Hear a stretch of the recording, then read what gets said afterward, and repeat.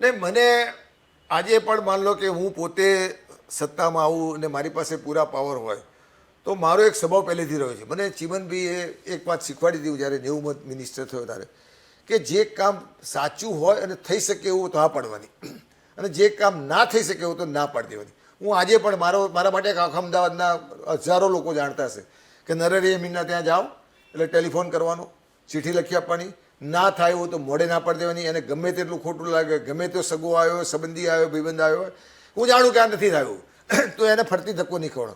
આજની તારીખમાં દુઃખ થાય છે કે રાજ્ય સરકારમાં, મારી સરકાર ભાજપમાં બી આજે એવા મિનિસ્ટરો છે કે હા ભાઈ લાવો તરી જાય, હા વાંચીત ઘાત થઈ જશે, અઠવાડિયે 15 દાડા તારું કામ થઈ જાય, 15 દાડા પછી પેલો ફરતી આવે કે તારું કામ નથી થયું, ચાલ હું કહું છું, ત્રીજી વખત ધક્કો ખાય, ચોથી પછી પેલો માણસ જ્યારે ના થાય ને ત્યારે બહાર જઈને ગાર ભાડીને નીકળતો હોય, અફસોસ કરતો હોય, નિશાકા લેતો હોય. ત્યારે હું જાહેર જીવનમાં એવું શીખેલું છું કે જે કામ ના થાય એ એટ એ ટાઈમ ના પાડી દેવી, અને ગમે તેટલું દુઃખ લાગે, ગમે તેવું મારા માટે બોલો જ બોલે, જે કામ થાય એવું હોય એટ એ ટાઈમ અધિકારીને કડક ભાષામાં કહેવાનું, અધિકારીને કહેવાનું, સરકારમાં કહેવાનું તો સરકારમાં કહેવાનું, અને એક કામ કરવું જોઈએ. આજે પણ એ સ્ટાઇલ છે, પણ એ સ્ટાઇલ આજે મને કહેવામાં જરાય સંકોચ નથી થતો.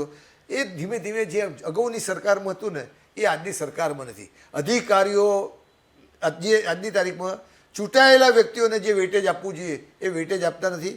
અને સરકારે પણ ધ્યાન રાખવું જોઈએ, જે સરકારમાં બેઠેલા જે મંત્રીઓ છે કે જિલ્લા પંચાયતનો સભ્ય હોય, તાલુકા પંચાયતનો હોય, નગરપાલિકાનો હોય, ધારાસભ્ય હોય, એનું વેટેજ થવું જોઈએ. કારણ કે પ્રજાએ એમને છૂટીને મોકલ્યા છે, પ્રજા એની પાસે જવાબ માંગવાનો છે. અધિકારીઓ તો એર કન્ડિશન ઓફિસમાં બેસે છે, એની પાસે કોઈ જવાબ માંગવા નથી.